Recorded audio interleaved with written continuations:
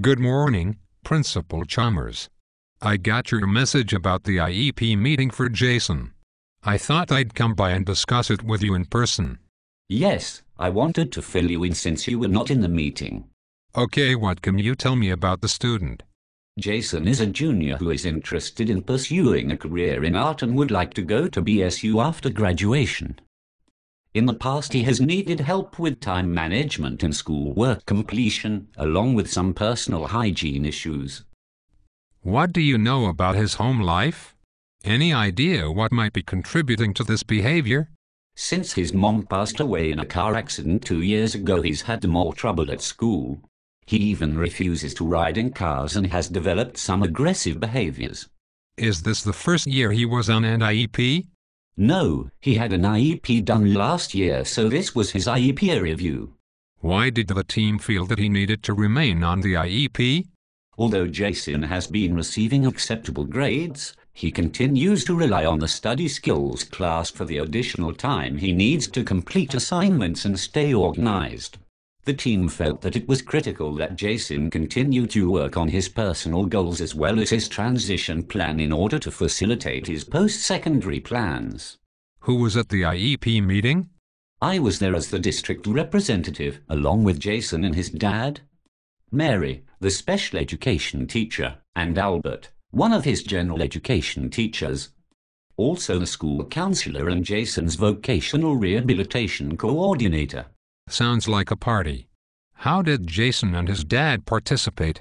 Well, because he's 18 now, Jason was encouraged to act as the lead contributor to his goals for this year's IEP and transition plan. His dad provided relevant information about their home life. That's exciting that Jason is so involved. What was everyone else's role at the meeting?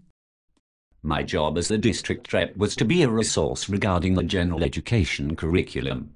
The special education teacher served as the case manager because he is the most knowledgeable about Jason's strengths and weaknesses. The general education teacher's job was to provide relevant information regarding Jason's performance in the classroom and help formulate appropriate goals for the year to come. The school counselor and the vocational rehabilitation coordinator were invited to assist with the transition plan.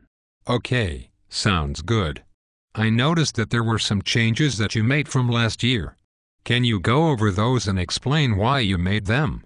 Sure. We just revised the first goal from last year because it was bloody awful. It was not written in an objective manner. The new goal is that Jason will be punctual to 95% of his classes this school year. Thanks for clearing that up.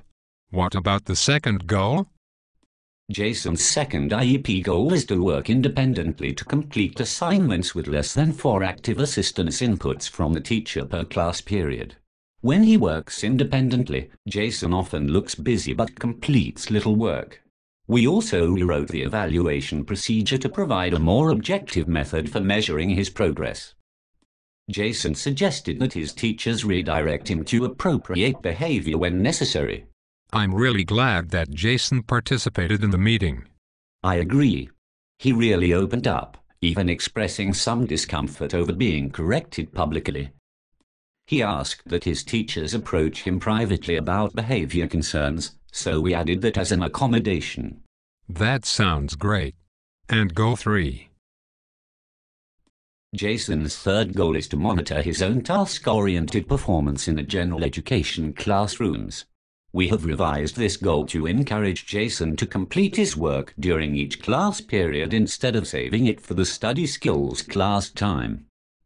Again, we want to help him improve, instead of letting him continue to rely on the aids he had last year.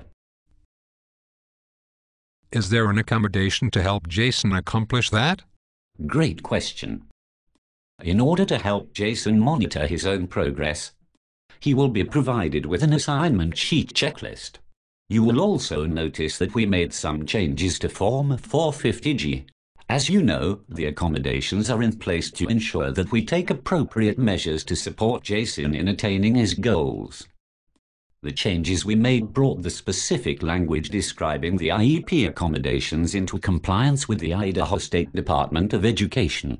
Special Education Manual Appendix 3A, In addition to the accommodations I just mentioned, the team decided to include a few others on an as-needed basis. Oh really? Like what?